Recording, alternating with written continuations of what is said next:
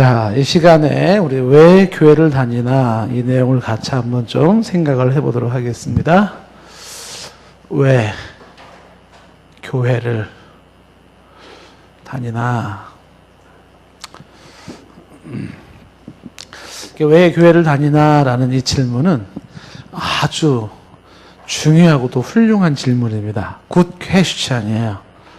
만약에 이 질문을 교회 안 다니는 사람이 질문한다 그러면 교회 안 다니는 사람이 교회 다니는 사람에게 야, 교회는 왜 다니는 거니?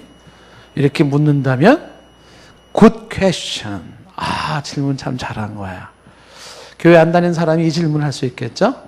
그러니까 교회 다니는 사람들이 교회를 다니는데 그것도 매주일 가요. 그것도 저녁에도 가요. 수요일도 가요. 금요일도 가요. 새벽에도 가요. 이해가 안 돼요. 야, 교회는 왜 가는 거냐? 그것도 그렇게 매번 일주일에 몇 번씩 왜 가냐? 너가 이렇게 물으면 good question. 질문 잘했어. 좋은 질문이에요. 그 대답을 해줄 필요가 있고 네가 알 필요가 있겠죠.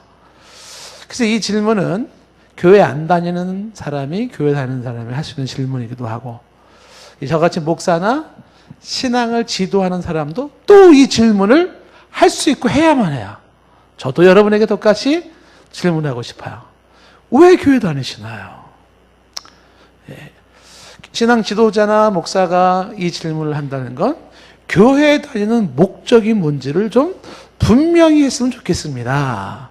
이런 의도가 있는 것이겠죠. 이 질문은 또한 우리 모두가 스스로가 자기 자신을 향해서 해야 됩니다. 내가 나를 향하여서 야, 내가 왜 교회 다니는 거야?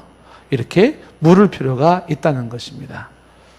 그래야지만이 왜 교회를 다녀야 되는지는 분명한 교회에 다니는 목적, 목표를 가지고 다닐 때 제대로 교회를 다닐 수가 있게 된다는 것이죠.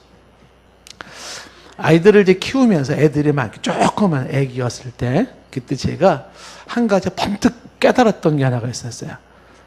이게 부모들의 실수가 여기 있구나라는 걸 하나 깨달은 게 있습니다. 그게 뭐냐면 아이들을 키우면서 이 아이들이 장소에 따라서 그 장소가 가지고 있는 목적을 제대로 배워본 적이 없어요. 아기가 지금 태어나가지고 유치원 저 꼬맹이부터 기고 아장아장 걷기 시작하면서부터 이 아이에게 이곳은 뭐 하는 곳이고 이곳은 뭐 하는 곳이어서 어떻게 행동해야 된다는 걸 가르쳐 준 적이 없어요. 그러면서 아이가 그 행동이 걸맞지 않게 행동할 때 부모는 혼내키는 거야. 어디서 거기서 그래가지고 말이야. 혼내켜요. 근데 애들은 배워본 적이 없어요. 단적인 예로 아이들은 식당과 놀이터가 구분이 안 돼요. 배워본 적이 없어요. 그러니까 아주 꼬맹이들이 식당 가가지고 거기서 막 왔다 갔다 하고 뛰어다니고 막 소리 지르고 장난치고 그래요. 그 부모는 혼내키는 거야. 근데 식당은 뭐 하는 곳이에요? 점잖게 앉아서 밥 먹는 곳이에요. 놀이터에서는 막 뛰면서 노는 곳이에요. 그거를 그 장소에 따른 목적을 제대로 교육을 받아본 적이 없어요. 그러고서 왜 거기서 그랬어? 라고 혼내키기만 한다는 거예요. 이게 아니구나. 그래서 아이들에게 가르쳐 줘야 돼요. 여기는 말이야, 뭐 하는 곳이냐면, 뭐뭐뭐 하는 곳인데, 여기는 이러이렇게 행동으로 이렇게 하는 거야. 라고 가르쳐 줘야 돼요. 여러분, 아이들이 학교 가죠? 그럼 학교를 가는 아이에게 한번 제대로 이걸 가르쳐 준 적이 있나요? 학교는 왜 가는 것인지, 학교는 왜 가는 건지 아이에게 제대로 가르쳐 준 적이 있나요? 그게 없으니까 그냥 당연히 가는 건 줄 알고 가는 거예요. 그 학교에서 가야 되는 그 학교의 목적에 맞지 않게 행동을 하는 거예요. 얼마 전에 그 신문에, 조선일보 신문에 이만차게 그 글이 하나 실렸어요. 제목이 뭐냐면 학교에서 짤짤이는 옛말이다. 이렇게 제목이. 혹시 이 말이 뭘 말하는 건지 아시겠어요? 학교에서의 짤짤이는 옛말이다. 짤짤이 혹시 아세요? 짤짤이? 짤짤이 아시는 분 좀 들어보세요. 맞네요, 지금. 이거. 여기 손 드신 분들은 옛날에 그 학교 다닐 때 저도 많이 듣던 말이에요. 저는 잘을 몰라요. 근데 애들이 동전 가지고 막 흔들어가지고 착 있지, 니 먹고 뭐 쌈 쭉 뭐 이러고 했던 기억이 나는데 저는 잘 몰라요. 왜냐면 저는 안 해봤어요. 근데 대충 게 동전 가지고 흔들어가지고 쫙 접어가지고 돈 얼마씩 내고 먹고 이제 이렇게 했었던 그 옛날 학교에서 그런 게 기억이 나요. 근데 그게 옛말이래요. 그럼 지금은 초등학생들 교실에서 도박한다는데 도박. 그 도박의 액수가 적은 돈이 아니래요. 애들 그 돈 어디서 가져오는지 몰라요. 짤짤이는 옛말이고요. 초등학생부터 학교에서 도박한다는 거예요. 도박을.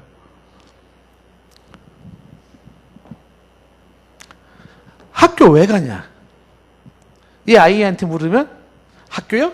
도박하러 가요. 가서 한 건 하려고요. 이러고 가요. 학교를 왜 가는지에 대한 목적을 모르니까 어떤 애들 학교 가서 뭐예요? 학교는 잠자는 곳이에요. 그리고 학교 끝나면 학원 가서 공부해. 집에서는 뭐해요? 게임해요. 학교는 잠자는 곳, 공부는 학원에서 하는 곳, 잠은 집에서 안 자요. 어디서 자요? 학교에서 자니까. 집에서 뭐 하는 거예요?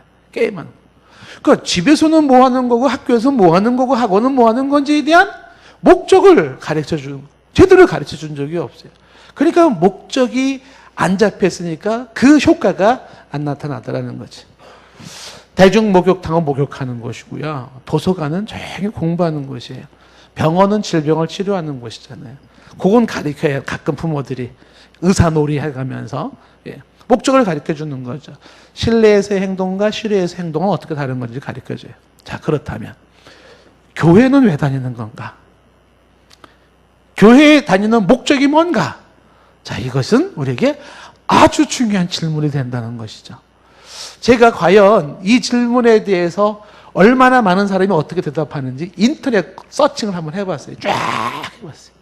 심지어는 한국의 아주 유명한 석학이라고 하신 분도 이 제목으로 글을 쓴 게 있더라고요.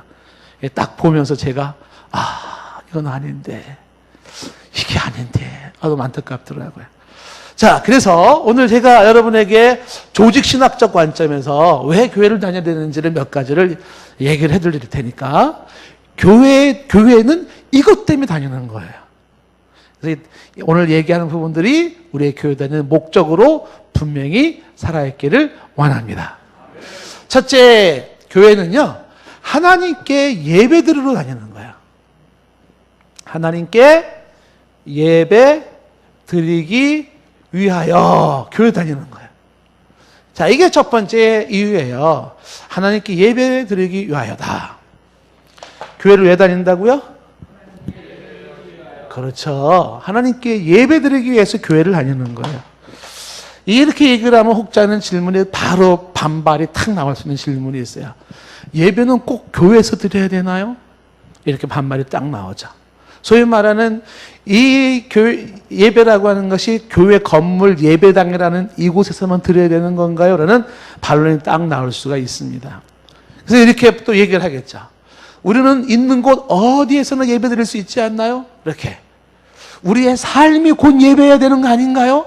이렇게 얘기를 하면서 특정한 장소에 모여서 예배 드린다는 것은 그것도 하나의 잘못된 생각이 아니냐 이렇게 생각하기 쉬워요. 이게 지금 한국 교회가 가지고 있는 아주 심각한 묘한 어려운 점일 수가 있어요. 종교개혁 당시의 개혁자들의 이야기가 신앙의 핵심을 얘기하고 카톨릭을 반대하면서 만들어낸 오해가 있습니다. 오해가. 요번에 우리가 종교개혁 세미나 하면서 그 얘기가 얼핏 나왔지만요. 그 오해 중에 하나가 바로 이런 부분이에요. 마치 교회는 믿는 신자들의 모임. 그래서 예배당이라는 건물은 하나도 교회의 한 요소가 될 수 없는 것으로 무시를 해버렸어요. 그래서 소위 말하는 조직교회, 제도교회라고 하는 부분이 무시되어지고 믿음 신앙생활 하는 사람만이 교회라는 생각을 가지면서 요 생각이 뭐냐면 교회 건물과 제도와 조직을 중시했던 카톨릭에 대한 반발이에요. 그러면서 진짜 교회가 갖춰야 될 조직과 제도와 의식을 너무 무시해버리면서 만들어내는 역효과가 나타났어요. 그게 뭐냐면 꼭 교회는 뭐 예배당이라고 하는 곳에서 드려야 되나 이 얘기가 나오는 거죠. 소위 무교회주의자가 나와요. 무교회주의자. 그래서 목사도 필요 없고 집사도 필요 없고 조직이 필요 없고 행정이 필요 없고 예배당도 필요 없어요. 아무 집에서 아무 사람이나 성령의 인도하심 받아 말씀 전하면 되는 거예요. 무교회주의. 이런 풍토가 있어요. 그런데 성경을 보면 그렇지 않다는 거죠. 하나님께서는 특정한 장소에 특정한 시간대를 정규적으로 정해놓고 하나님을 믿는 백성들이 한 자리에 모여 한 입으로 동일한 신앙 고백을 하고 한 입으로 여호와를 찬양하며 하나님께 예배하는 그 시간 그 장소를 중요하게 생각하는 거예요. 그거 소홀히 하면 안 돼요. 그러니까 이게 하나님께서 하시는 일 중에 우리에 대한 기대가 뭐냐면 정해진 장소에서 정해진 시간에 정해진 주의 백성들이 마음이 하나 되고 뜻이 하나 되어 한 목소리로 한 뜻으로 한 마음으로 하나의 신앙 고백으로 일정한 예배의 의식을 거치며 하나님을 예배하고 찬양하는 이 예배는 중요한 겁니다. 이런 얘기를 하다 보면 이제 목사님들끼리도 많이 이제 갑론을 박이 막 생길 수가 있습니다. 구약 성경에 보면은 구약에 성막, 성전, 회당이라고 하는 곳이 나와요. 근데 이 성막과 성전이라고 하는 기능을 보게 되면 보통 사람들은 아주 단적으로 이렇게 얘기를 하고요. 구약에서의 성전이나 성막이나 회당은 신약의 예수 그리스도를 의미한다. 이렇게 딱 얘기를 간단히 얘기를 해봐요. 이건 예수 그리스도다. 그래서 지금은 성전도 없고 성막도 없다. 이렇게 보통 목사님들이 얘기를 많이 합니다. 그래서 구약에서의 성전이나 성막을 이해한다 그러면 대부분 사람들이 이것은 그냥 예수 그리스도로 이해하면 되는 거지 그 이상의 어떤 의미 부여를 하는 것은 율법적인 개념으로 이해하기 쉬워요. 근데 그것은 굉장히 한계 있는 이해라고 생각이 되어지는 거죠. 예를 들면 출애굽기 29장 38절 말씀에 보면 거기에 제가 이제 그냥 내용이 길지만 핵심만 얘기를 하면 출애굽기 29장 38절 이하의 말씀 보면은 거기에 제단 위에 드릴 것은 이러하니 하면서 성막에 대한 설명이 나오는데 그 성막에서 중요한 게 뭐냐면 매일 제사를 드리는 거예요. 매일 제사를 드리는 거예요. 그래서 29장 39절 말씀에 내려가면 거기에도 한 어린 양을 아침에 드리고 한 어린 양은 저녁에 드릴지며 하면서 그 예배가 계속 제사가 이루어질 것을 말씀하고 있어요. 그러면서 그 예배드리는 그 처소를 29장 쭉 내려가면 29장 43절 말씀에 보면은 거기서 이스라엘 자손을 만나고 거기서 이스라엘 자손을 만나신대요. 그리고 내 영광으로 말미암아 회막이라고 하는 그 회막이 장소입니다. 그 장소를 내가 특별히 거룩하게 성별하게 될 것이라고 말씀하고 있어요. 구약에서 이야기는요, 이 출애굽기에 나와 있는 말씀이나 그다음에 솔로몬이 성전을 완성한 다음에도 얘기한 게 뭐냐면 솔로몬이 성전 완성하고 난 다음에 기도하는 게 열왕기상 18장에 나와 있는데 그 기도 내용이 뭐냐면 하나님이 참으로 땅에 거하시리까 하늘과 하늘의 하늘이라도 주를 용납하지 못했거든요. 8장 27절이에요. 하늘과 하늘의 하늘이라도 주를 용납하지 못해요. 하나님은 그 우주의 광대하신 하나님이기 때문에 그 하나님을 내가 건축한 이 성전에 제한시킬 수가 없다라는 거예요. 하물며 내가 건축한 이 성전이겠습니까? 그렇죠. 하나님을 이 예배당이라고 하는 당시의 성전이라고 하는 그 한 곳 하나님을 제한시킬 수가 없다. 이어진 28절에 그러나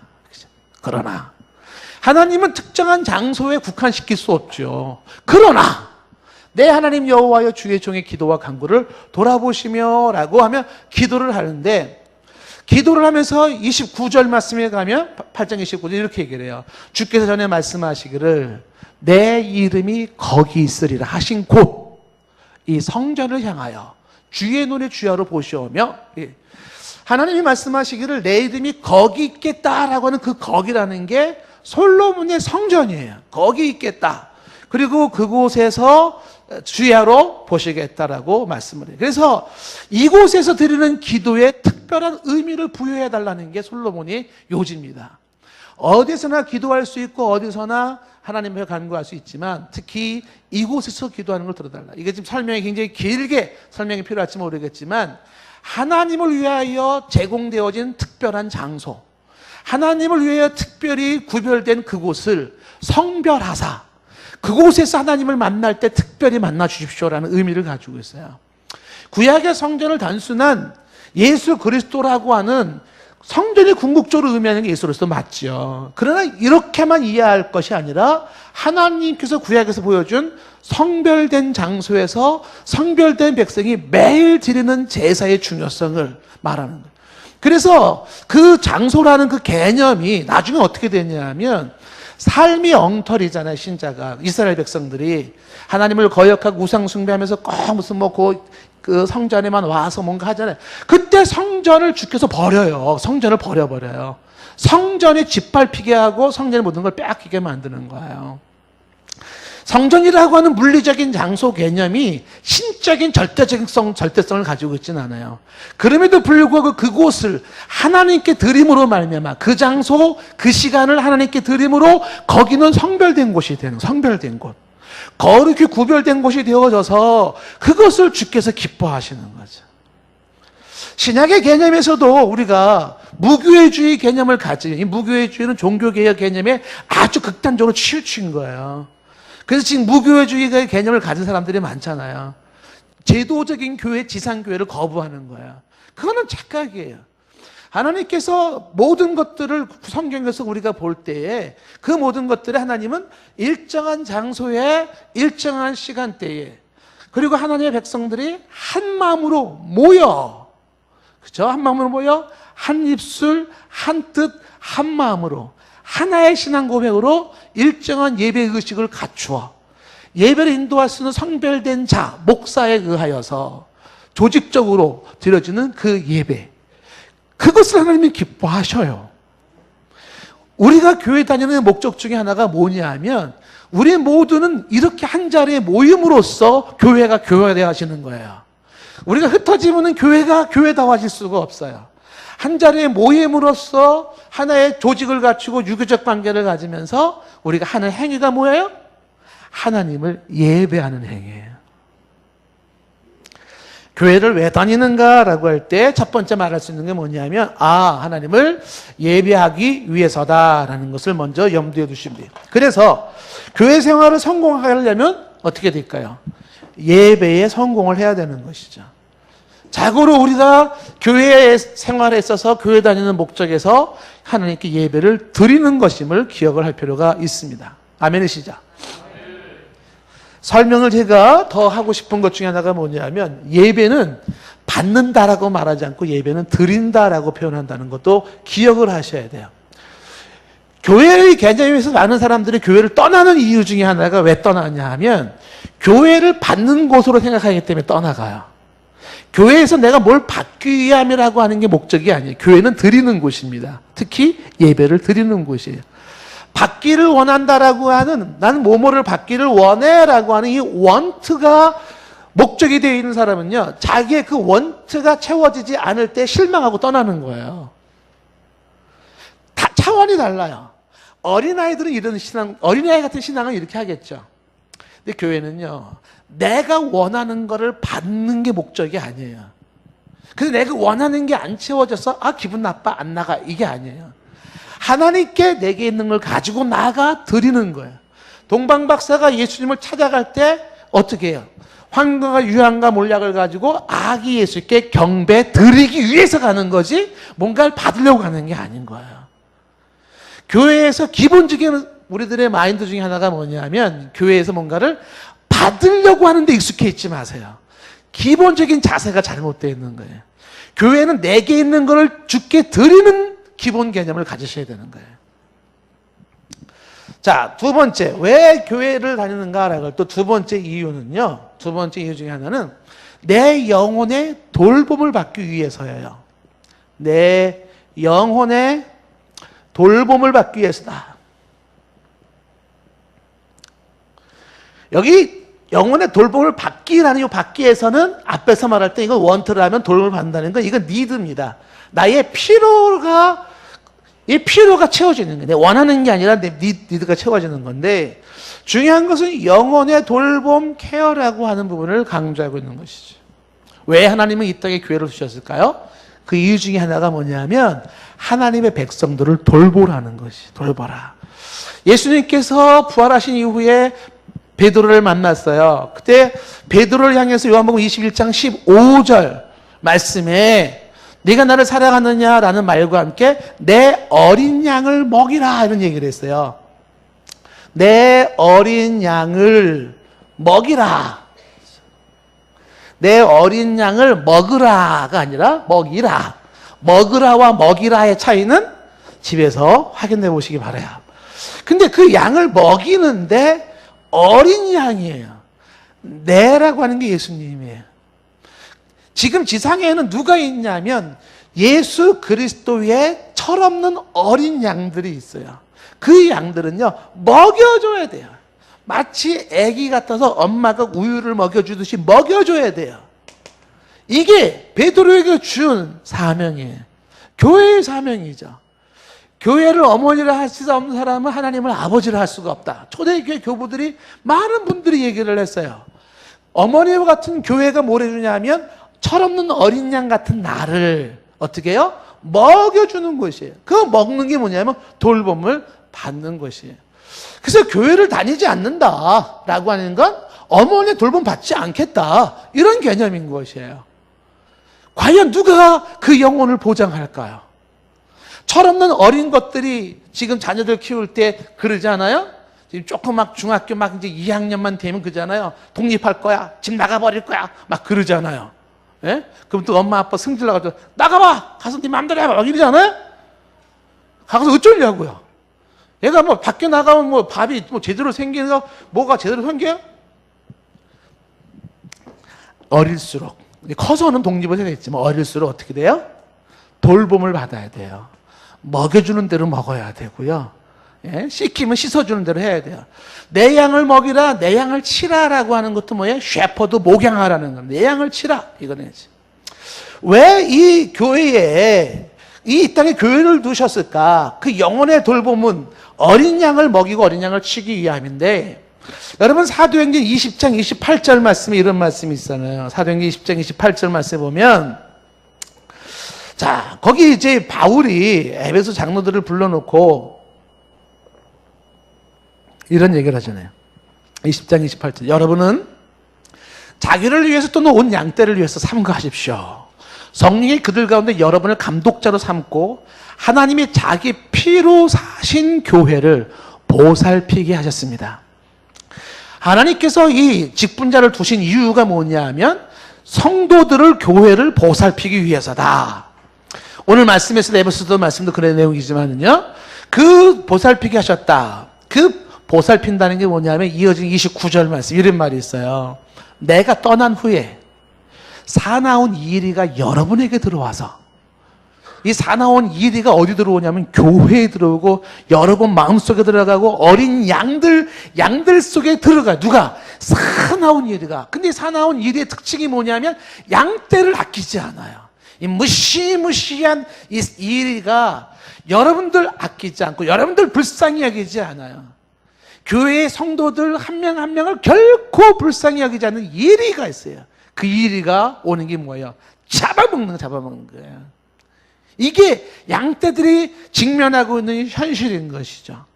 그래서 이어지는 30절 말씀에 뭐라고 얘기를 합니까? 또 여러분 중에서는 제자들을 끌어 자기를 따르게 하려고, 이 거짓된 이리는 어떻게 하냐 하면 예수를 따라가는 예수의 사람을 만드는 게 아니에요. 자기가 교주되어져 가지고 자기를 따르게 만들어요. 그렇게 사는 말이 뭐냐면 어그러진 말을 해요. 어그러진 말. 그 어그러진 말을 해서 사람들을 어떻게 해요? 사람들을 쫓아가요. 그렇게 만들어요. 어그러진 말이 뭐예요? 진리를 비비 꼬는 거예요. 역사와 전통 속에 하나님께서 무엇이 진리인지를 우리에게 주셨어요.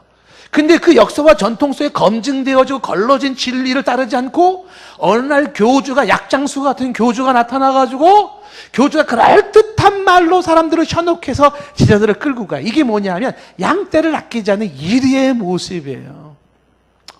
여러분, 이게 여러분들의 현실이에요. 어떻게 하실래요? 그래서 뭐라고 얘기를 하고 있냐면 이어지는 이제 31절 말씀에 사도 바울은 자신이 일깨워서 3년이나 밤낮 쉬지 않고 눈물로 각 사람을 훈계했어요. 훈계. 여러분, 그게 아니에요. 훈계한 거. 눈물을 뚝뚝 흘리면서 신앙생활을 그렇게 하는 거 아니고요. 그거 진리 아니고요. 주께서 원하시는 건 그게 아니고요. 훈계했어요. 그 훈계가 뭐예요? 영혼을 돌보는 거예요. 영혼이 이리 가운데서 밥이 돼요. 사탄의 밥이 되고 있어요. 그래서 지금 이 영혼이 지금 막 죽어가요. 어떻게 해요? 살려야 돼요. 눈물로 훈계하는 게 뭐냐 하면 내 양을 먹이는 돌봄의 모습인 것이에요. 이어진 32절 말씀에 지금 내가 너희를 주와 및 그 은혜의 말씀에 부탁하노니 그 말씀이 너를 능히 든든히 세워서 거룩하게 하심을 입은 모든 자 가운데 기업이 있게 하라. 하나님의 말씀으로 사람들을 세우게 한다는 거죠. 교회가 하는 일이 뭐냐라고 했을 때 교회는 영혼을 돌보는 거예요. 교회라고 하는 우리가 로컬 처치라는 지역 교회를 말하는 거예요. 공교회라고 하는 홀리 캐토릭 처치 개념이 아니라 공교회라고 하는 그런 개념 아닌 지역 교회가 성격할 때 왜 동산 교회가 필요한가요? 왜 뭐뭐 교회가 이 땅에 필요한가요? 소위 이단이 아닌 건강한 교회라면 그 건강한 교회는 어떤 역할을 합니까? 그 교회는 병원의 역할을 하죠. 치유 사역이 교회에서 일어나요. 그리고 그 교회는 학교의 기능을 가지고 있어요. 학교가 뭡니까? 교육하는 곳이에요. 그리고 교회는 군대와 같아요. 훈련하는 곳입니다. 이 치유와 교육과 훈련이 영혼을 돌보는 모습이에요. 여러분이 교회 생활을 통하여서 치유받는 거예요. 각종 여러 가지 아픔, 육적으로 영적으로 치료받는 곳이 교회요. 양을 돌본다는 게 치유시키는 거예요. 그리고 학교와 같이 교육하여서 무엇이 선인지 무엇이 악인지 우리 빌립보 말씀에서 말한 것처럼 지극히 선한 것이 무엇인지 분별하게 총명을 가지고 판단력을 가지고 어떻게 살아야 되는가 이런 모든 것들을 교육하죠. 이게 뭐예요? 영혼을 돌보는 모습이에요. 그리고 군대와 같이 훈련시켜가지고 강한 용사되어 험한 세상에서 우뚝 서게 만드는 것입니다. 이게 교회의 기능 중인 이런 기능을 가지고는 어머니의 기능을 하고 있는 이 교회를 안 다닌다고요? 분명히 말할게요. 그럼 당신 영혼 누가 책임져 줄 건데요? 대답해 보세요. 교회에서 당신의 영혼이 돌봄받지 않는다면 누가 어디서 당신 영혼을 돌봐줄까요? 누군가가 돌봐준다는 사람이 있다면 누가 돌봐주는 책이 있다면 그것이 가장 제대로 된 거라고 누가 단정할 수 있겠어요? 최소한 교회는 역사 속에 검증된 수천 년 동안에 검증된 오늘의 교회의 공식력 있는 기관인데 공식력이 있는 기관이 아닌 그 누가 내 영혼을 책임져 줄 수 있을까 하는 거죠. 분명한 사실이 하나가 있어요. 그 사람의 영적 상태는 있잖아요. 사람이 가지고 있는 영적 상태는 그 사람이 가지고 있는 교회 생활과 비례합니다. 사람이 가지고 있는 영적 상태, 여러분의 영적 상태 있잖아요. 이건 여러분들이 가지고 있는 교회 생활과 비례하게 되어 있어요. 다시 말하면 교회 생활이 불성실하면 있잖아요. 10중 8구 영적 상태는요, 엉망진창이에요. 교회 생활이 성실합니까? 그럼 10중 8구 그 사람의 영적 상태는 좋습니다. 절대적 관계를 가지고 있어요. 절대적 관계를. 교회 생활이 잘 안 됐다, 엉터리다, 그리고도 영적 상태가 좋은 사람이 있으면 나와보라 그러세요. 저는 분명히 말할 수 있어요. 없습니다. 없어요. 왜? 교회에서 가르쳐주고 훈련시켜주고 치유해주는 이런 것들을 공식적으로 배우지 않았기 때문에 그런 거죠. 예전에 그 영국에 아주 오래된 얘기 중에 하나인데 영국에 신문사 편집장한테 누가 편지를 썼어요. 뭐라고 편지를 썼냐면 이렇게 편지를 써서 신문 편집장에게 보내왔어요. 저는 지금까지 30년간을 교회에 다녔습니다. 그동안 3,000번 정도의 설교를 들었습니다. 하지만 저는 제 생활 속에서 그 중에 한 개도 기억할 수가 없습니다. 한 개도 기억할 수가 없대요. 저는 제 시간을 낭비했고 목사님도 그 설교를 하시느라 시간을 낭비하셨다고 생각합니다. 30년 다녔는데 설교를 들었는데 3,000번 설교를 들었는데 하나도 기억할 수가 없으니 얼마나 낭비였는가. 글을 이게 신문사에 글을 올려가지고요 사람들이 막 댓글 달고 막 이제 감론을 받고 굉장히 심해졌어요. 뭐 진짜 그렇지 않냐 뭐 별의별. 근데 한 사람이 댓글의 이야기로 이야기는 딱 끝나버렸어요. 이야기가 누가 거기에 한 글을 딱 올려놨는데 한 사람이 이런 글을 올려놓은 거예요. 이 글이 모든 얘기를 다 끝내버렸어요. 뭐라고 올렸을 것 같아요? 한 사람이 글이 이런 글이에요. 제가 한번 읽어볼게요. 저는 지금까지 30년간 결혼 생활을 해왔습니다. 그동안 제 아내가 저를 위해 32,000번 식사, 끼니를 요리해 주었습니다. 하지만 저는 제 생활 속에서 그 많은 식사 중에 어느 한 개의 메뉴도 기억할 수가 없습니다. 그렇지만 저는 이것을 압니다. 그 모든 식사들이 저에게 영양을 공급해 주었고 제가 일을 하는 데 필요한 힘을 주었다는 것을. 만약에 제 아내가 그동안에 그 식사를 요리해 주지 않았다면 저는 오래전에 굶어 죽었을 것입니다. 게임 오버. 아직도 못 깨닫는 분들이 계세요. 할 수 없는 거예요. 30년 동안 아내가 밥 해줬는데 메뉴 기억되는 게 별로 없대요. 근데 그게 없었다면 어떻게 했다? 나는 죽었다는 거죠. 이게 뭐예요? 교회에서 역할이 그런 거예요. 여러분 혹시 자녀들한테 이런 말 들어보신 적 있나요? 만약 이런 말 들으면 어떠세요? 엄마 아빠가 먹지 못하고 마시지 못하고 애쓰고 쓰고서 막 키워놓은 거야. 근데 어느 날 아들내미 딸내미가 한다는 말이 엄마 아빠가 내게 해준 게 뭐가 있는데? 해준 게 뭐가 있는데? 예, 공감이 안 되시는 것 같아서 넘어가도록 하겠습니다. 자, 예, 어느 먼 별나라 이야기였던 것 같아요. 그런 얘기 만약에 듣는다면 결코 당황하지 마십시오. 예, 지금 교회 생활을 통해서 돌봄을 받고 있어요. 근데 그것을 모르고서 우습게 여기는 거죠. 교회는요, 마치 아내가 요리를 해주듯이 엄마가 자식을 돌봐주듯이 그것이 교회에서 이루어지는 거예요. 오늘의 내 영혼의 상태가 있기까지는 교회의 돌봄이 있었다는 것이. 교회의 생활과 영적 상태는 비례한 것입니다. 왜 교회를 다니나요? 라고 할 때 세 번째는요, 교회를 다니는 이유는 선교를 하기 위해서예요. 선교하기 위해서.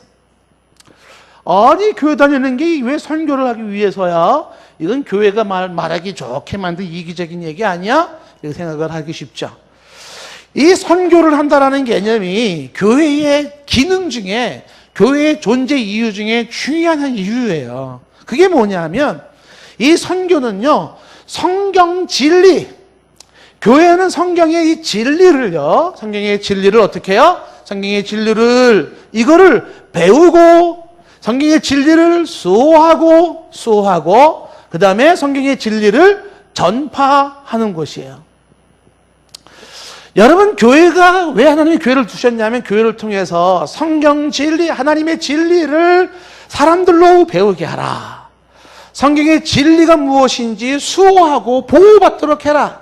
그래서 사탄이 가라지를 뿌려놓고 사탄의 사람들을 현혹할 때, 거기에 어그러진 말을 할 때에 거기에 넘어가지 않도록 수도 없는 이단들이 역사 속에 나왔어요. 헤아릴 수 없는 별의별.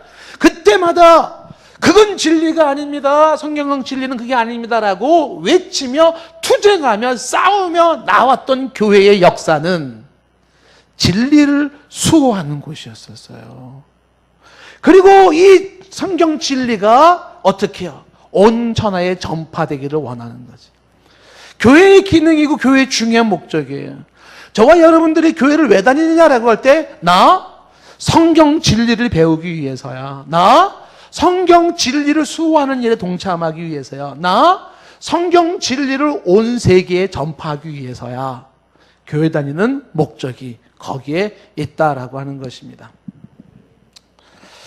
디모데전서 3장 15절 말씀에 이런 말씀이에요. 디모데전서 3장 15절 말씀에 만일 내가 지체하면 너로 하여금 하나님의 집에서 어떻게 행하여야 할지를 알게 하려 함이니 이 집은 살아계신 하나님의 교회요. 이 집은 살아계신 하나님의 교회요.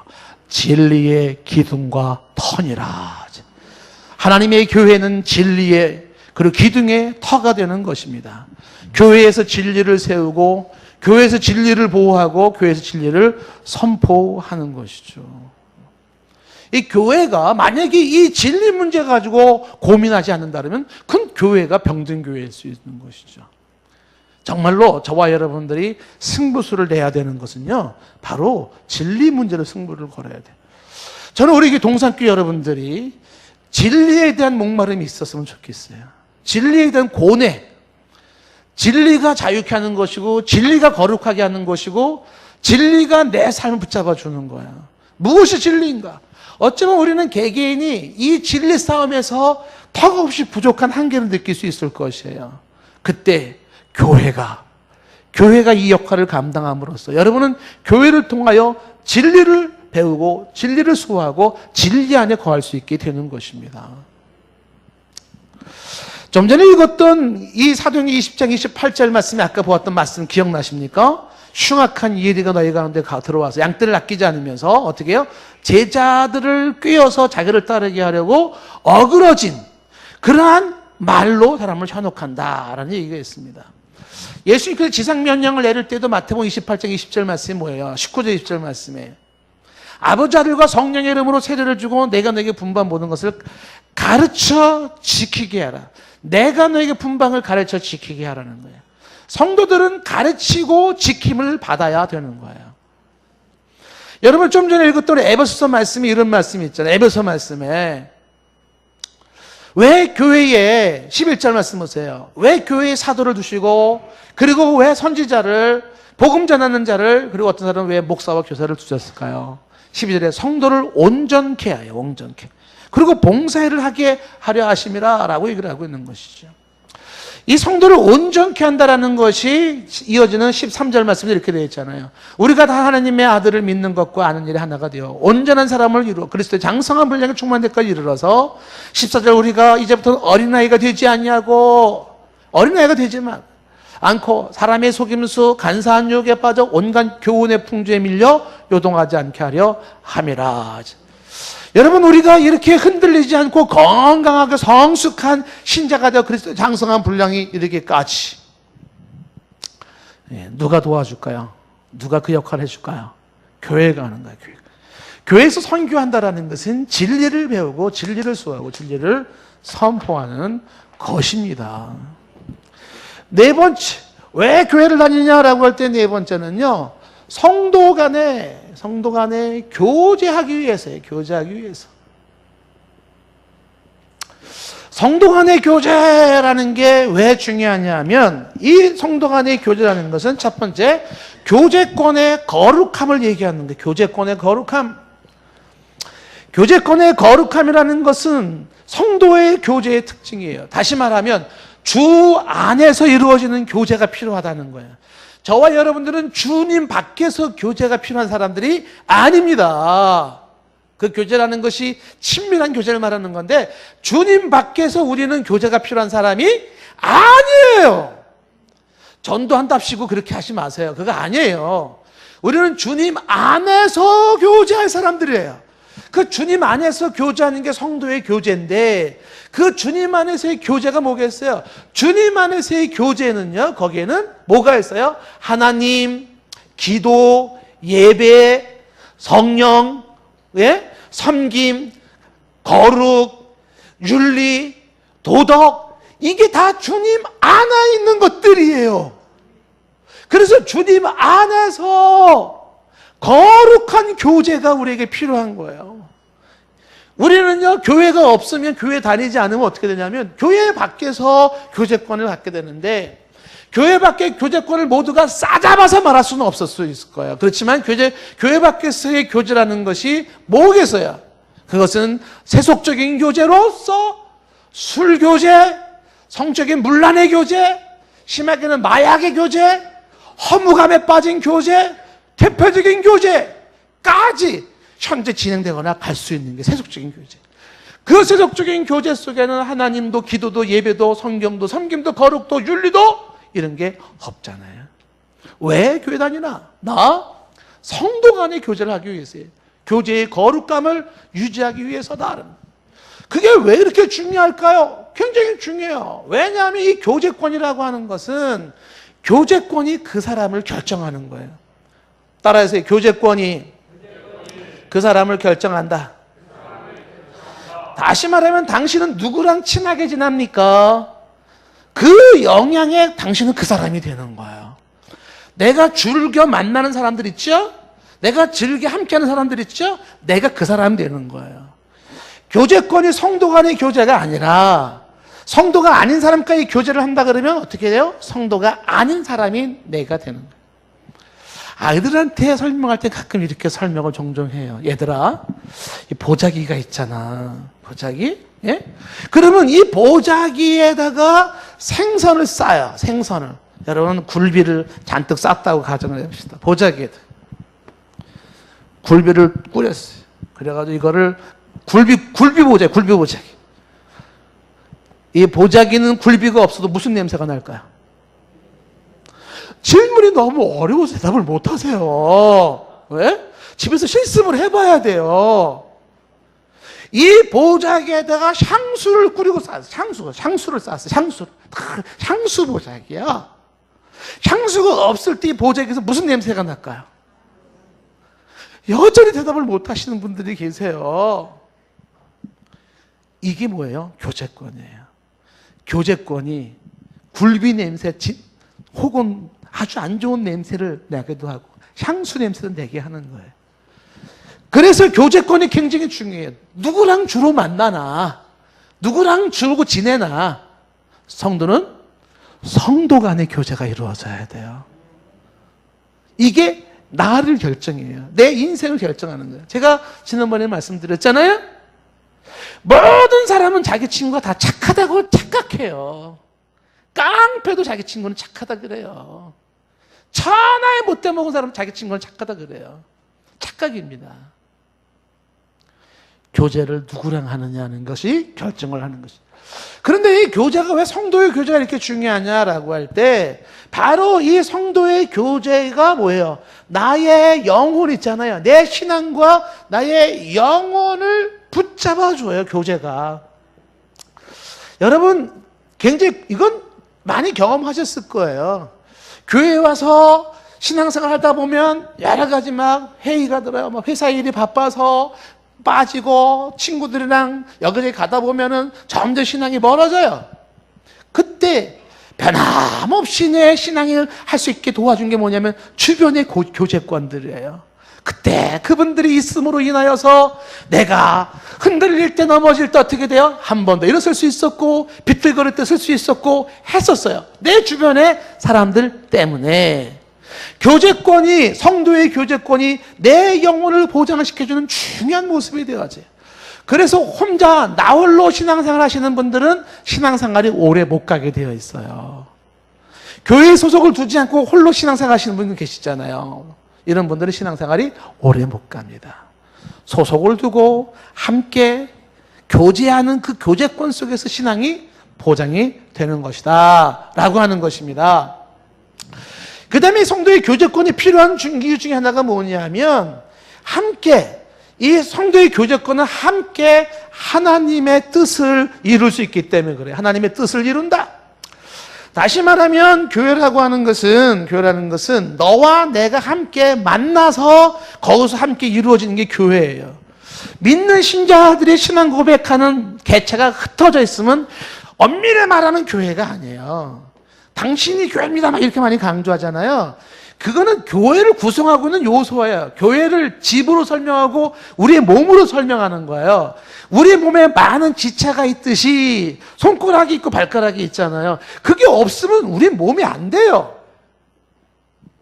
근데 손가락 하나를 놔두고 사람이라 그럽니까? 손가락, 발가락이 이런 게 다 흩어져 있으면 그걸 사람이라고 하는 게 아니에요. 다 모여야 돼. 모여서 조직을 갖춰야 돼요. 거기서 사람의 몸이라는 거예요. 건물도 이게 보면은 돌멩이, 벽돌도 있고 뭐 전등도 있고 다 있잖아요. 이게 모여서 하나로 연결되어질 때 이게 건물이지. 건물을 만드는 요소들이 흩어져 버렸어요. 다 흩어져 버렸어요. 여기 벽돌 하나 있고 저기 전등이 있어요. 이 벽돌을 보고 이걸 빌딩이라고 합니까? 아닌 거예요. 우리가 교회를 만드는 주체지만 너와 내가 함께 만남으로써 교회가 이루어지는 거예요. 흩어져서는 안 돼요. 그래서 성경은 말하기를 모이기를 패하는 어떤 자들의 습관과 같이 하지 말라는 겁니다. 예? 모이기를 패하는 자들이 있어요. 그렇게 하지 말아라. 함께 만나서 뭐예요? 성도의 교제 속에 하나님의 뜻을 이루어가는 거지. 하나님의 뜻은 교회는요, 누군가 혼자 하는 게 아니에요. 너와 내가 함께 하나 되어져서 한 마음으로 선교도 하고 봉사도 하고 이런저런 일들을 하는 겁니다. 그런 의미에서 성도가 함께 만나 교제한다는 건 아주 중요한 이야기인 것이에요. 히브리서에 말한 것처럼 히브리서 10장 25절 말씀처럼 모이기를 패하지 않기를 원합니다. 요즘은요, 모이기를 패하는 그런 시대예요. 왜냐하면 이기주의 영향이 크기 때문에 그래요. 굉장히 이기주의입니다. 어릴 때부터 지금요, 아이들은요, 부모한테 뭘 배우면서 컸는 줄 아세요? 대부분이 이기적인 사람이 되라 이거 교육받고 컸어요. 심하게 얘기하면은요, 애들 여러분 잘 보세요. 자녀들 보세요. 부모가 못 키웠어요? 이기적인 사람이 되라는 걸 가르친 거예요. 너만은 말이야, 너만은. 너만은. 자기밖에 몰라, 자기밖에 몰라요. 타인을 위해서 자기를 희생하고 공동체를 위해서 자기를 희생하는 거 애들 거의 훈련 못 받습니다. 나나 이것만 교육을 받아가지고요, 자기 자신이 비유가 안 맞으면요, 선생님도 들이받아요. 자기 비유가 안 맞으면요, 경찰도 들이받아요. 눈에 보이는 게 없어요. 누가 그렇게 키웠어요? 부모가 그렇게 키운 거예요. 이게 모습이에요. 그래서 오늘날에 아주 심각한 위기 중에 하나가 뭐냐, 이 이기적인 생각들 때문에 공동체 운영이 어려워요. 공동체 의식 빵점이라고 심하게 말할 수 있어요. 공동체 의식, 질서 의식이 없습니다. 여러분, 이게 제가 목소리를 높이는 건지 심각해서 그래요. 교회에서도 여러분 잘 보시라고요. 누가 뭔가 하자, 여전도 해서 회장이 뭔가 하자, 쫙 빠지잖아요. 제가 지금 노회장을 하고 있잖아요. 10월에 노회를 해요. 빨리 끝났으면 좋겠어요, 이 노회장. 제가요, 안 한다고 버팅기다가 어쩔 수 없이 하고 있어요. 왜 빨리 끝나고 싶은지 아시겠죠? 누구야 직분 세워놓으면 나머지는 다 뒤에 가서 팔짱 끼고서요, 노회장 뭐 하는 거야? 밥 한 번 안 사? 노회장 뭐 하는 거야? 이럴 때 선물 좀 돌리면 안 돼? 우리 노회를 위해서 모입시다, 뭐 합시다. 협조? 거의 안 돼. 여러분, 이런 거 배우지 마세요. 여전도 회장, 남전도 회장 세워놓고서 다 뒤로 빠져요. 그리고서 네 골탕 좀 먹어보래. 이? 아이고, 회장 됐지, 골탕 좀 먹어보래. 이렇게 하지 마시고요. 지난번 제가 팔로우십의 중요성을 얘기를 했잖아요. 이 조연의 중요성을. 여러분, 누군가가 앞에 세웠으면요, 같이 협조하는 자세가 중요한 거예요. 협조하는 자세가. 이게 공동체 의식이에요. 이런 것들이 있어야 되는데, 이기적으로 큰 사람들이 교회에서도 이기적으로 커가지고요, 그래서 희생하려고 하지 아니하고, 그저 손해보려고 하지 아니하고, 함께하려고 하지 않아요. 조금만 입맛이 틀리면은요, 다 빠져버려요. 네? 내가 왜 고생해? 내가 왜 수고해? 이렇게 되는 거죠. 공동체는 그래가지고는 안 돼요. 누누이 얘기하자면 이 공동체는 배예요. 배가 깨지면요, 나도 죽어요. 여러분, 그걸 아셔야 되는 겁니다. 공동체는요, 내가 타고 있는 배예요. 내가 공동체 소홀히 해서 배가 빵꾸가 났다고요? 나 하나 몸살이면 나 산다고요? 천만의 말씀이에요. 당신도 죽어요. 당신도 죽어요. 배가 깨지는데 함께 나가야 돼요. 함께 싸워야 되는 거예요. 그래서 배를 보수해야 되는 겁니다. 근데 안 해요. 그 보수 누가 하는 거겠지. 뭐 회장 하겠지. 자기도 죽는 걸 몰라요. 사람이 가지고 있는 이기성은요, 공동체 의식의 약점을 가지고 있어요. 그런 익숙해져 있는 현대인들에게 성도의 교제권은 얼마나 중요한 건지 모릅니다. 사도행전의 초대기에 보면요, 성도가 서로 교제하며 그런 얘기가 나오잖아요. 여러분, 성경에 보면 바울의 서신들 보면은 이 교제의 중요성, 왜 권면이 필요하고, 왜 화목이 필요하고, 왜 서로 붙잡아줘야 되고, 왜 격려가 필요하고, 이런 얘기가 계속 나오는 이유가 왜 그러냐면 성도의 교제권이 중요하기 때문에 그래요. 여러분, 이걸 성경에 예를 들면 한두 끝도 없잖아요. 에베소 교회, 빌립보 교회, 골리돈 교회, 수많은 교회들을 향하여 나오는 게 뭐예요? 자꾸 서로 사랑해야 되고, 용납해야 되고, 권면해야 되고, 참아야 되고, 무슨 권면과 사랑과 계속 나오잖아요. 왜냐하면 교제가 중요해. 교회의 교제권이. 그래서 나오는 거예요. 성도의 교제권의 실패를 경계하셔야 되는 거예요. 마지막으로 하나 더 얘기하고 싶은 게 뭐냐, 왜 교회를 다녀야 되는가라고 할 때는, 교회는요, 봉사하기 위해서요. 봉사하기 위해서. 여러분, 교회의 기능 중에 하나가 봉사예요. 아까 얘기했잖아요. 교회는요, 내가 교회에서 뭔가를 받으려는 데 익숙했으면 안 돼요. 교회는요, 내 것을 드리려고 하는 기본적인 자세가 필요해요. 요번에 우리 학생들 여름방학으로 보세요. 제가 계약서를 가지고 왔어요. 가지고 왔는데 아이들 회비 얼마, 교회 보조 얼마, 그래가지고 하는 거예요. 그러지 말아라. 교회 돈이 아까워서 문제가 아니라 아이들 회비 10,000원씩 내게 해라. 아니 다 내라 했어요. 청년도 그랬고 유초동부도 제가 그랬습니다. 왜 그런 줄 아시겠어요? 드리는 법을 훈련을 못 시켜줘요. 드리는 법을. 받는 데 익숙해 있어요. 받는 데 익숙해 있어요. 이 받는 데 익숙해 있으면 있잖아요, 나중에 어떻게 되냐면 내가 받는 게 부족하다고 화낸다니까요. 왜 나한테 대우를 이거밖에 안 해주냐, 왜 교회가 나한테 지금까지 이 떡볶이 3,000원씩 사줬는데 왜 지금 이렇게 안 사주냐. 떡볶이 5,000원씩 사줘야 되고, 떡볶이 7,000원씩 사줘야 되고, 떡볶이 10,000원씩 사줘야 되고, 떡볶이 20,000원씩 사줘야 돼. 갈수록 그래야 돼요. 근데 내가 줄어들면 삐지는 거예요. 뭐 하는 거야? 왜 떡볶이 15,000원짜리 밖에 안 사줘? 왜? 삐져요. 받는 데 익숙해서 그러는 거예요. 드리는 훈련이 안 돼 있는 거예요. 이거 아니에요. 여러분, 교회 생활 하시면서 어쩌면 내 머릿속에 굳어져 있을지 몰라요. 받는 데 익숙해 있어요. 교회는 아니에요. 제가 우리 교육자들에게 정말 눈물로 호소를 하는 거예요. 교회는 말이지, 나의 눈물과 나의 헌신과 나의 기도와 나의 드림으로 세워지는 거예요. 만약에 자기의 눈물과 헌신도 드리지 않고 교회 생활하는 사람이 있으면 쉽게 말하면 뻔뻔한 사람이에요. 남이 다 눈물 콧물로 피를 쏟아서 만든 데서 무임승차하는 사람이 무임승차. 아주 안 좋은 버릇이에요. 왜 그런 사람이 되어져요? 왜 무임승차에 익숙해지려고 그래요? 내가 형편이 안 돼서 많은 걸 못 드린다 하더라도 나는 나만의 몫을 하는 겁니다. 자, 내가 할 수 있는 건 5,000원이야. 자, 그리고 같이 가야죠. 남들 다 해놓은 데 가가지고서 숟가락 하나 올려주셔서 먹게요. 이런 사람으로 살고 싶어요? 아니에요. 교회는 받는다는 것은 영적인 것, 은혜, 말씀, 이것만 받는 거고요. 그리고 나머지는 드리는 거예요. 예배를 드리듯이. 그래서 이 봉사하겠다는 자세를 가지셔야 돼요. 아멘이십니까? 무지 답답해요. 봉사를 해야 되는데 나 이러다가 막 그냥 어떻게 될 것 같아요 지금. 예? 봉사를 안 하려고 그래요. 섬기려고 하지 않아요. 희생 안 하려고 하지 않는데 그건 대단히 문제는. 교회의 봉사는요, 단순히 지역사회 봉사만 생각하지 마세요. 사람들은 교회에 그러면 지역사회 봉사를 생각해가지고 무슨 복지사역, 우리 교회도 반찬사역하고 구제사역 하잖아요. 노인, 어려운 이웃, 고아원 봉사, 이거 생각하잖아요. 당연하죠. 봉사를 위해서는 지역사회 그것도 봉사를 해야 되는데요, 그것만 있는 게 아니에요. 교회의 봉사 중에는요, 정치 참여 혹은 독재 타도, 현 정부에 대한 잘못된 것에 대한 책망, 이것도 봉사 참여예요. 사회 개혁을 위해서 교육활동, 의료활동, 신문활동, 근대화 운동, 동성애 반대, 자살 반대 운동, 이것도 다 봉사하는 것들이에요. 꼭 돈 가지고 밥 퍼주는 것만이 봉사라 생각하지 마세요. 그리고 더 중요한 게 뭐겠어요? 봉사한다는 것은 다양한 게 있어요. 사회적으로.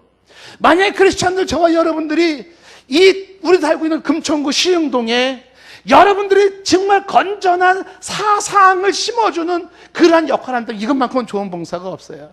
사상. 저는 이게 시간이 없어서 지금 설명을 못하는 게 너무 안타까워요. 지금은요, 사상전이에요. 사상전. 어떤 사상이 지배하느냐가 이게 역사와 세계를 망가뜨리기도 하는 거예요. 교회에서 건전한 사상을 가지고 싸워야 돼요. 불건전하고 세속적인 사상들이 있어요. 더러운 사상들이 있습니다. 그 사상과 싸워주는 것만큼 좋은 교회 봉사가 없어요. 어느 교회에서 몇만 원어치 돈을 내놔가지고 불이웃을 도왔다? 더 중요한 거는요, 그 지역사회의 잘못된 사상을 바꿔놔야 돼요. 썩어 문드러진 사상을 바꿔놔야 돼요. 저는 우리 교회가 미약하지만 그 역할을 하고 있다는데 저는 긍지를 가져요. 제가 이 시흥동에 와서 제일 먼저 느낀 게 뭐냐면, 왜 이렇게 술집이 많고, 그것도 몸 파는 여자들이 술집이 왜 이렇게 많고, 20m 쫙 있잖아요, 쫙. 그리고 왜 점집이 왜 이렇게 많았어요? 이런 지역사회에 교회가 봉사할 수 있는 게 뭐예요? 빵 갖다 주는 거예요? 그냥 뭐 얼마 돈 주고 뭐 그런 거예요? 아닙니다. 사람들 의식을 바꿔놔야 돼요. 금천구에 있는 시민들의 의식을 바꿔놔야 돼요. 여러분, 목요 전도 왜 나온지 아세요? 제가 혼자 핏게 들고 새벽 예배 끝나면 버스 정거장 쓰고 싶었어요. 핏게 들고. 우리 이렇게 살면 안 되는 거 아닙니까? 의식을 계몽시켜야 돼요. 질서의식, 공동체의식, 건강한 가정의식, 의식을 바꿔놔야 돼요. 그거 하자고 우리가 새벽 전도가 나온 거예요. 그래서 처음에는 핏게 들고 섰습니다. 진짜로. 예? 사상을 바꿔주는 거, 이것만큼 좋은 봉사가 어디 있어요? 저는 여러분들이 있음으로 인하여서 우리 금천구, 광명, 안양, 일산 어디든지 여러분이 있음으로 인하여서 정말 건강한 사상, 의식 전환을 일으키는 주인공들이 되기를 바라요. 예? 이 지역사회에 정말 사연이 얼마나 많은지 몰라요. IS에 죽은 애가 금천구인가 아시죠? 제가 걔가 어느 교회라는 얘기를 듣고 제가 충격을 먹었습니다. 여러분, 잘하는 교회예요. IS 들어가 죽은 애 있었잖아요. 죽은 걸 판단돼야 돼. 아마 이 얘기를 들으면 부모님은 또 가슴 아픈 자리일지 모르겠어요. 금천구예요, 금천. 여기서 멀지 않은 교회 학생이에요. 그 아버지도 굉장히 좋으신 분이에요. 제가 그 구체적인 내용을 두고 충격을 먹었어요. 가정 파탄으로 인해 가지고서 남매와 아들이 우리 보일러실에서 구죽으로 자랐어요. 김미영 지사님 너무 잘 알잖아요. 예? 그 아들내미 경찰이 두렵지 않았어요. 남의 꿈치면 경찰 간다. 가요, 경찰 가요. 그랬던 애예요. 걔 죽었어요. 철이 들었나 싶었는데. 왜 그래요? 지역사회의 사상, 의식 수준이 너무 떨어져요. 죄송합니다. 이거 바꿔주는 거 굉장히 중요한 교회가 봉사하는 거예요. 여러분, 교회의 봉사가 지역사회에서 이것만 있나요? 지역사회를 위해서 기도해주는 이 기도 봉사는 중요하지 않나요? 영적 싸움을 해주는, 영적 전투해주는 이거 봉사는 중요하지 않나요? 왜 이거를 중요하다고 말하지 않나요? 꼭 교회가 대사회적 봉사 그러면은 어느 불우이웃 돕기 몇십 회냐 이것만 따져요. 교회는 봉사하기 위해서기 때문에 다 봉사해야 돼요. 뿐만 아니라 우리들끼리도 서로가 봉사를 해야 되는 줄로 믿습니다. 여러분, 교회에서 한 사람이 한 가지 이상씩 봉사하세요. 무리한 거 아니더라도 정 봉사할 게 없어요. 저는요. 그런 분 있으면 저에게 오세요. 제가 그분에게 봉사거리를 줄게요. 이 계단 쓰레기 줍는 봉사. 정 봉사거리가 없는 사람은요, 매주 예배 끝나면 1층에 화장실에 있는 그 쓰레기 봉지 버리는 봉사. 왜 봉사거리가 없어요? 여러분들 봤는데 익숙한 사람 되지 마시고요, 머리 구부리고 무릎 구부리고 봉사하는 이 봉사훈련이 있기를 바랍니다. 제가 시간이 됐는데 마지막으로 이것만 얘기하고 좀 마치고 싶어요. 잘못된 동기, 교회를 다니는 잘못된 동기 기억하십시오. 이런 동기를 가지고 교회를 다니면 안 됩니다. 잘못된 동기가 몇 가지를 좀 지적하고 싶은 것들이 있는데, 첫 번째 동기 중에 하나는 교회 출석에 대해서 부정성을 갖는 거예요. 부정적인 게. 이런 거 잘못된 모습입니다.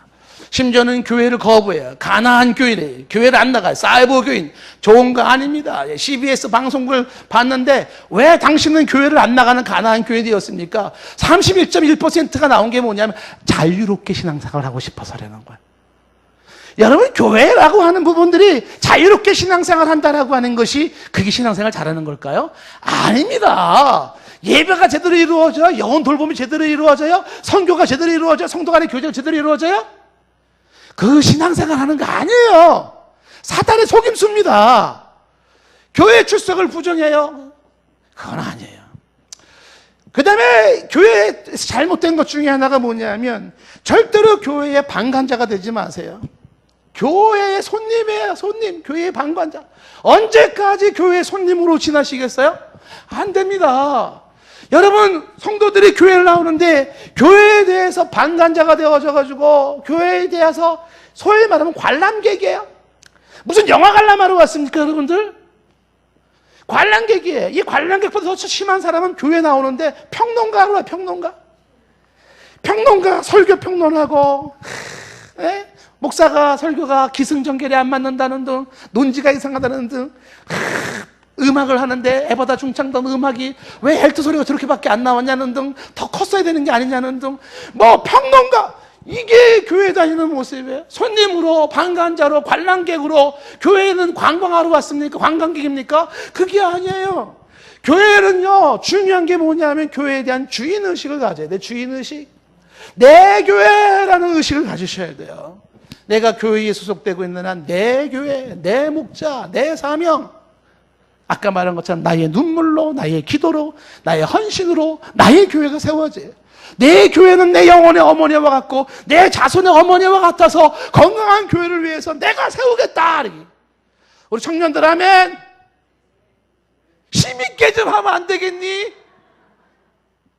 아멘.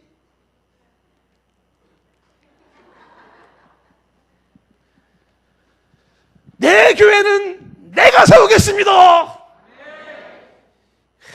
이게 필요해요.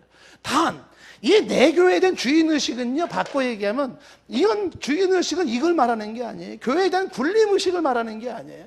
혹은 교회에 대한 소유의식을 말하는 게 아니에요.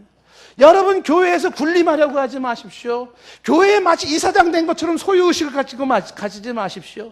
교회는 다 내 생각, 내 뜻대로 되어진다고 생각하지 마십시오. 특히 교회에서 그동안 눈물로 봉사를 많이 하신 분들 계시잖아요. 그 봉사 너무 잘하고 감사했어요.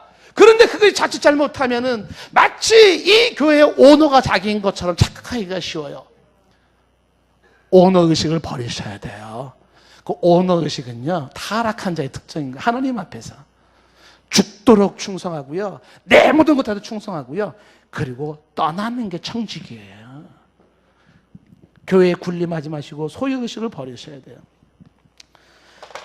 마지막으로 잘못된 동기 중에 하나는요, 여러분들, 교회에서 생활하는데 불순한 동기가 있을 수 있어요. 불순한 동기. 이걸 여기다 쓰겠어요. 이것만 얘기하고 마치겠어요. 불순한 동기. 몰라서 그럴 수도 있지만 알면서도 그럴 수도 있습니다. 이 불순한 동기가 뭐예요? 좀 더 구체적으로 얘기할게요. 첫째, 교회를 이성적으로 즐기는 거예요. 이런 동기를 가지고 교회 나오시는 분이 계세요. 교회에서 단순한 사교적인 모습이 아니라 이성에 대한 그런 이상한 모습을 가지고 설마 교회가 설마 아니에요. 설마 아니에요. 왜 교회를 다니십니까? 꿍꿍의 속이 있어요. 꿍꿍의 속이. 어디 좀 만만한 사람 누구 없나? 이렇게. 그리고 가가지고서 목사님한테 말하지 마시고, 그러면 차라도 한잔하시고 영화라도 같이 보시고. 사모님, 불순한 동기가 있어요. 여러분, 웃을 일은 아니에요. 교회는요, 이런 목적을 가지면 안 돼요. 얼마나 하나님께서 가슴 찌고 슬퍼하는지 모릅니다. 이런 목적이 교회 다니는 목적으로 자리 잡았다면 금식하시고 회개하시고 통곡하시기 바라요. 불순한 동기 중에 또 어떤 동기가 있어요? 금전이 목적이에요. 교회 다니는 목적이 성도를 대상으로 해서 돈벌이 하려고 하는 거예요. 교회 다니는 목적이 그게 아니에요. 교회에서 제가 보증 쓰는 얘기, 교회에서 돈놀이 하는 거 하지 말라고 얘기하죠. 성도를 가게에 가서 이쪽 성도의 가게에 물건 팔아주고, 그게 얼마나 좋습니까? 그건 굉장히 좋은 거예요.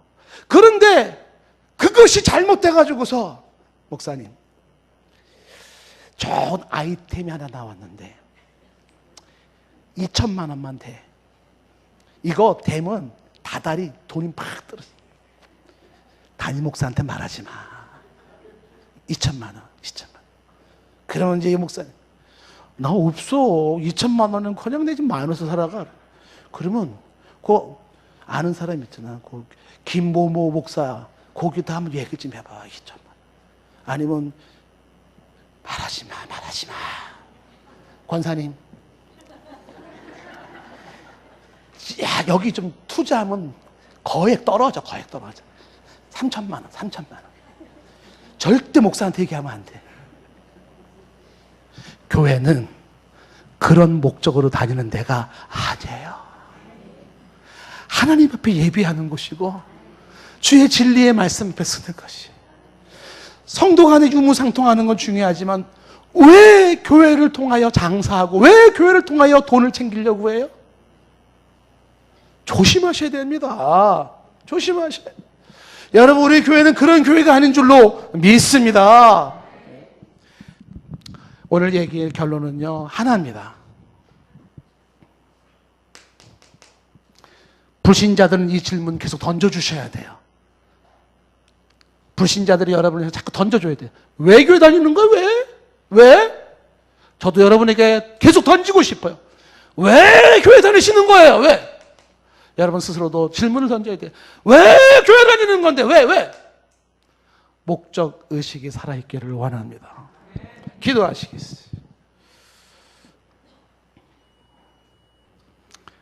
제대로 된 목표를 가지고 교회에 다니게 하옵소서. 이 땅에 교회를 주신 이유, 내가 왜 교회를 다녀야 되는지, 다녀야만 되는지, 그 순수한 목적이 살아있게 하옵소서. 예수님의 이름으로 기도드리옵나이다.